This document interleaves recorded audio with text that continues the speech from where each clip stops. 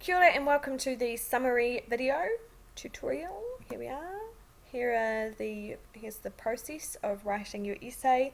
We're still on point 5, introduction, but this is 5C, summary sentence. Here's our question.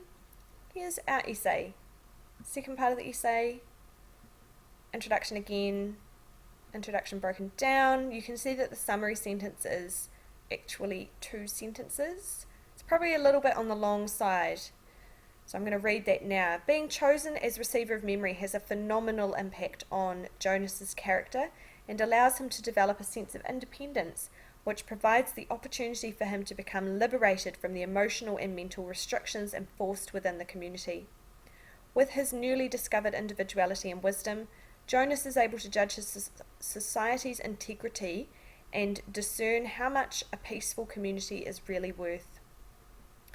Now, it's really hard. I do think that this, for most students, 2 sentences would be too much. But remember, the person who did write this was very clear about what they're trying to say, and so I'm going to break that down for you now. So the summary is really just in case you didn't already understand, I'll say it again in a different way, sentence that really tells the reader where you're heading. But we're just going to, some of you might find all of this a little bit too jam-packed, full of difficult vocabulary. So we're just going to break down what are these 2 sentences actually saying, because what they're saying are really, really good.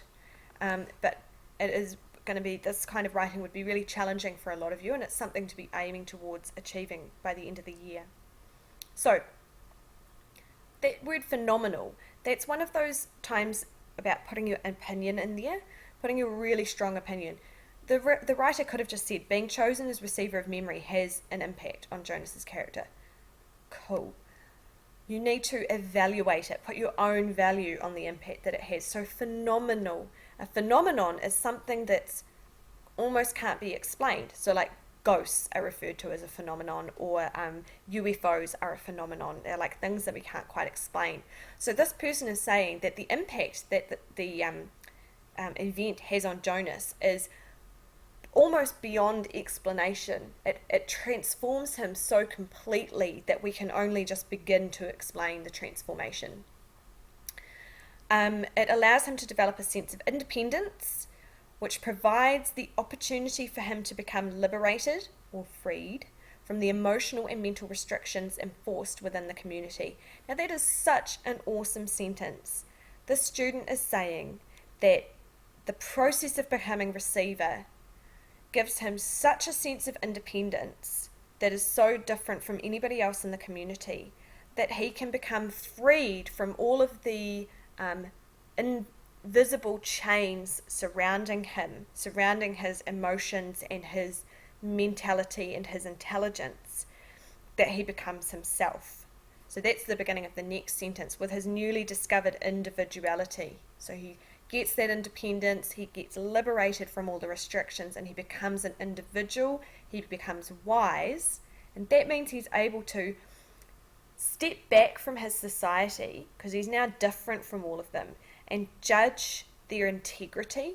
The word integrity is sort of like how good are you, but also like words like honesty. Are you really a good role model? Are you really all that you say that you are? So he starts judging whether or not his society is actually honest and good and truthful. And then he discerns, or sort of decides, evaluates how much a peaceful community is really worth. Now we know that that last little phrase there is hinting at the fact that these people kill people who are not deemed to be good enough for the society. So he gets to decide, with his newfound intelligence, knowledge, wisdom, independence, he is able to decide, hey, is this so-called peaceful community really worth it?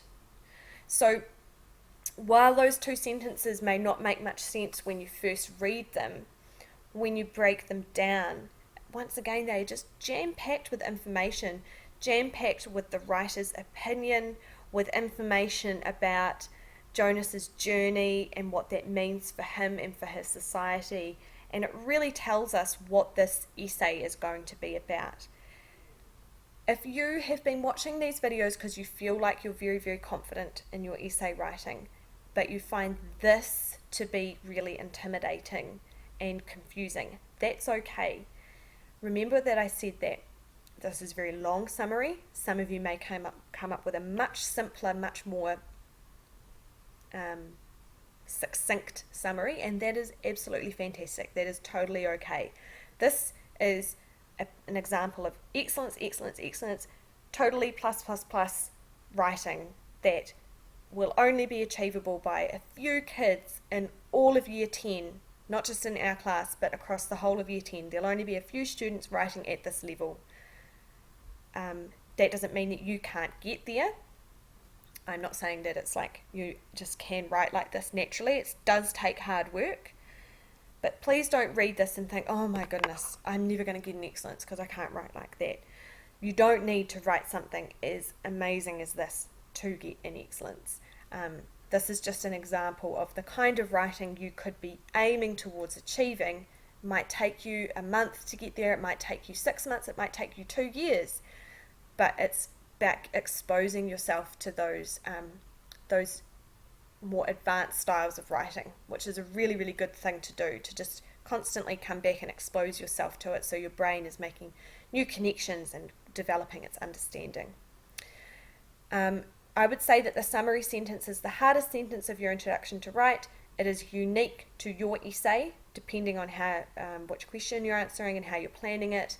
So if you're struggling with it, that is totally normal, and you should totally come and talk to me about it so we can formulate a good summary sentence together.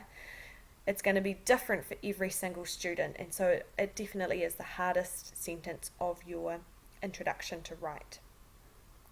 So have a go at writing yours now. Try and make it as brief as possible to begin with. Then you might add some extra ideas if you're feeling super confident, but don't add words just for the sake of adding words, because it's so obvious as a marker when words are padding and when words really add to the meaning. So a short summary sentence can actually be a very good thing. It can be very effective, punchy. It can really show that you know exactly what you're trying to say and you know how to say it in a very careful and considered way. But do remember, if you're struggling, come and check in with me and we can see if we can clarify what is your summary actually trying to say, and then how are you going to go about saying it. Make sure you finish your entire introduction before you move on to your first paragraph, and I recommend you get me to check your intro before you move on, because it's easy to fix little mistakes now, but if you go and write an entire paragraph or 3 paragraphs based around the introduction and you've got a massive mistake in your introduction, it's really hard to fix later on without you feeling really down on yourself because you've done a whole lot of work that you have to change, which is really stink. So I strongly recommend you get me to check your introduction before you move on. Awesome. Good luck. Reread it. Make sure it makes sense. Get other people to reread it before you head into that next paragraph.